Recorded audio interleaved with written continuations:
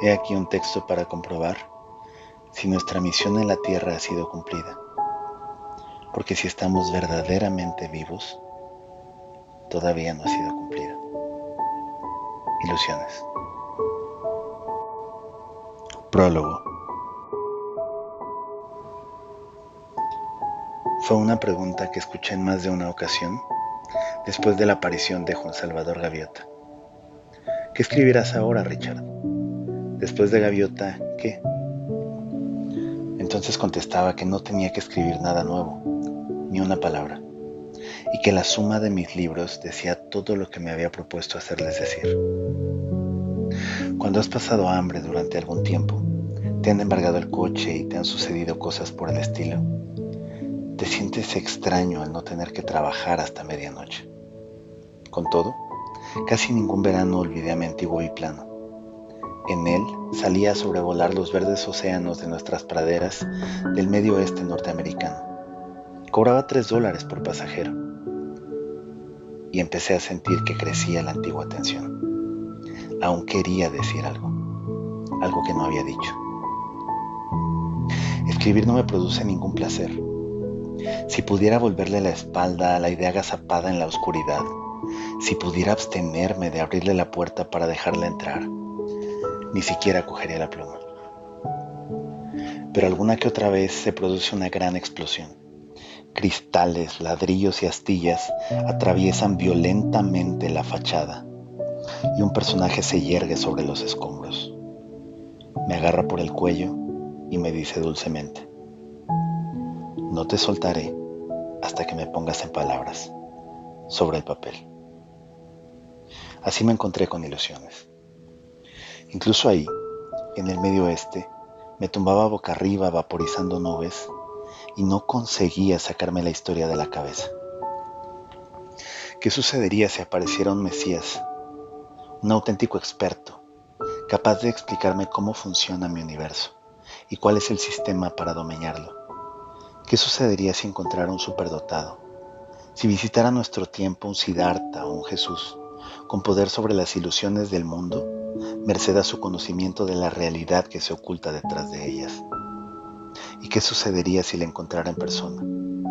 Si pilotara un biplano y aterrizara en el mismo prado donde lo hago yo. ¿Qué diría ese individuo?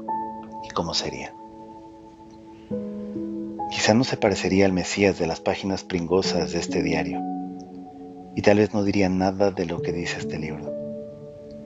Pero si fuera cierto lo que me dijo él, por ejemplo, que materializamos magnéticamente en nuestras vidas todo aquello que albergamos en nuestro pensamiento, estaría justificado de alguna manera el que yo haya llegado a este trance. Y lo mismo vale para ti. Quizá no hayas llegado a este audio por pura coincidencia. Quizá hayas venido aquí para recordar algún elemento de estas aventuras. He optado por pensar así. Y he optado por pensar que mi Mesías está posado ahí, en otra dimensión, y que no es en absoluto ficticio. Nos vigila y ríe, porque encuentra divertido que las cosas sucedan tal y como las hemos planeado. Richard. Capítulo 1. Vino al mundo un maestro, nacido en la Tierra Santa de Indiana, criado en las colinas místicas situadas al este de Fort Wayne. El maestro aprendió lo que concernía a este mundo en las escuelas públicas de Indiana, y luego, cuando creció, en su oficio de mecánico de automóviles. Pero el maestro traía consigo los conocimientos de otras tierras y otras escuelas, de otras vidas que había vivido. Los recordaba, y puesto que los recordaba, adquirió sabiduría y fuerza, y la gente descubrió su fortaleza y acudió a él en busca de consejo. El maestro creía que disfrutaba de la facultad de ayudarse a sí mismo y ayudar a toda la humanidad, y puesto que lo creía, así fue. De modo que otros vieron su poder y acudieron a él para que los curase de sus tribulaciones y sus muchas enfermedades. El maestro creía que es bueno que todo hombre se vea a sí mismo como hijo de Dios, y puesto que lo creía, así fue. y los talleres y los garajes donde trabajaba se poblaron y atestaron con quienes buscaban su sabiduría y el contacto de su mano, y las calles circundantes con quienes solo anhelaban que su sombra pasajera se proyectara sobre ellos y cambiara sus vidas. Sucedió, en razón de las multitudes, que varios capataces y jefes de talleres le ordenaron al maestro que dejara sus herramientas y siguiera su camino, porque el apiñamiento era tal que ni él ni los otros mecánicos tenían espacio para trabajar en la reparación de los automóviles. Se internó pues en la campiña, y sus seguidores empezaron a llamarlo Mesías y hacedor de milagros, y puesto que lo creían, así fue.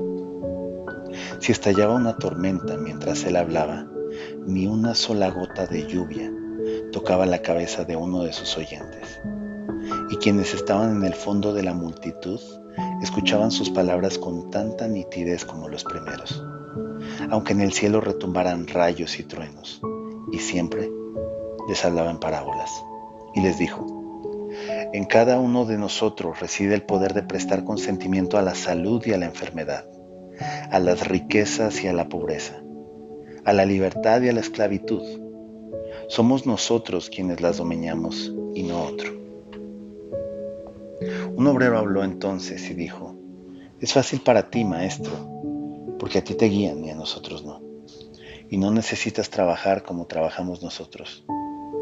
En este mundo el hombre debe trabajar para ganarse la vida.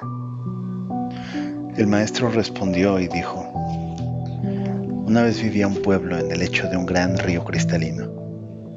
La corriente del río se deslizaba silenciosamente sobre todos sus habitantes, jóvenes y ancianos, ricos y pobres, buenos y malos, y la corriente seguía su camino, ajena a todo lo que no fuera su propia esencia de cristal. Cada criatura se aferraba como podía a las ramitas y rocas del lecho del río, porque su modo de vida consistía en aferrarse y porque desde la cuna todos habían aprendido a resistir la corriente. Pero al fin, una criatura dijo: estoy harta de asirme. Aunque no lo veo con mis ojos, confío en que la corriente sepa hacia dónde va. Me soltaré y dejaré que me lleve a donde quiera. Si continúo inmovilizada, me moriré de hastío.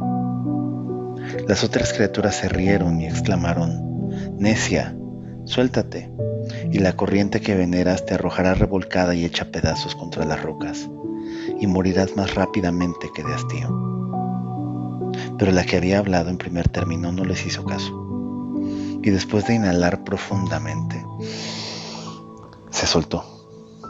Inmediatamente la corriente la revolcó y la lanzó contra las rocas, mas la criatura se empecinó en no volver a aferrarse, y entonces la corriente la alzó del fondo, y ella no volvió a mayugarse ni a lastimarse. Y las criaturas que se hallaban aguas abajo, que no la conocían, clamaron: ved, un milagro, una criatura como nosotras, y sin embargo vuela. Ved al Mesías, que ha venido a salvarnos a todas. Y la que había sido arrastrada por la corriente respondió: no soy más Mesías que vosotras. El río se complace en alzarnos, con la condición de que nos atrevamos a soltarnos. Nuestra verdadera tarea en este viaje es esta aventura. Pero seguían gritando más alto: ¡Salvador!, sin dejar de aferrarse a las rocas, y cuando volvieron a levantar la vista había desaparecido, y se quedaron solas, tejiendo leyendas acerca de un Salvador. Y sucedió que cuando vio que la multitud crecía día a día, más hacinada y apretada, y enfervorizada que nunca, y cuando vio que los hombres le urgían para que les curara sin descanso, para que les alimentara con sus milagros, para que aprendiera por ellos y viviera sus vidas, se sintió afligido. Y ese día subió solo a la cima de un monte, y ahí oró. Y dijo en el fondo de su alma: será un portento infinito, si esa es tu voluntad, que apartes de mí este cáliz, que me ahorres esta tarea imposible. No puedo vivir la vida de los demás y sin embargo 10,000 personas me lo suplican. Lamento haber permitido que sucediera todo esto. Si esa es tu voluntad, Autorízame a volver a mis motores y a mis herramientas y a vivir como todos los otros hombres. Y una voz le habló en las alturas. Una voz que no era ni masculina ni femenina, poderosa ni suave, sino infinitamente bondadosa. Y la voz le dijo: no será mi voluntad, sino la tuya, porque lo que tú deseas es lo que yo deseo de ti. Sigue tu camino como los otros hombres y que seas feliz en esta tierra. Al escucharla, el maestro se regocijó y dio las gracias, y bajó de la cima del monte tarareando una cancioncilla popular entre los mecánicos. Y cuando la multitud le urgió con sus penas, y le imploró que la curara y aprendiese por ella, y la alimentara incesantemente con su sabiduría y la entretuviera con sus milagros, él le sonrió y le dijo apaciblemente: renuncio. Por un momento, la muchedumbre se quedó muda de asombro. Y él continuó: si un hombre le dijera a Dios que su mayor deseo consistía en ayudar al mundo atormentado, a cualquier precio, y Dios le contestara y le explicara lo que debía de hacer, ¿tendría el hombre que obedecer?, preguntó. Claro, maestro, clamó la multitud, si Dios se lo pide, deberá soportar complacido las torturas del mismísimo infierno. Cualesquiera que sean esas torturas, y por ardua que sea la tarea, deberá enorgullecerse de ser ahorcado, deleitarse de ser clavado en un árbol y quemado, si eso es lo que Dios le ha pedido, contestó la muchedumbre.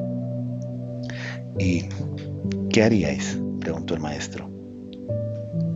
Si Dios os hablara directamente a la cara y os dijera: os ordeno que seáis felices en el mundo mientras viváis, ¿qué haríais entonces?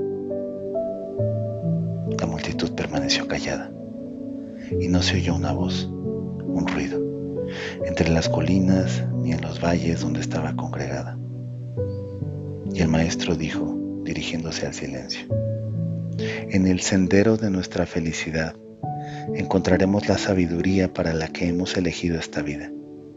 Esto es lo que he aprendido hoy, y opto por dejaros ahora para que transitéis por vuestro propio camino, como deseáis. Y marchó entre las multitudes y los dejó, y retornó al mundo cotidiano de los hombres y las máquinas.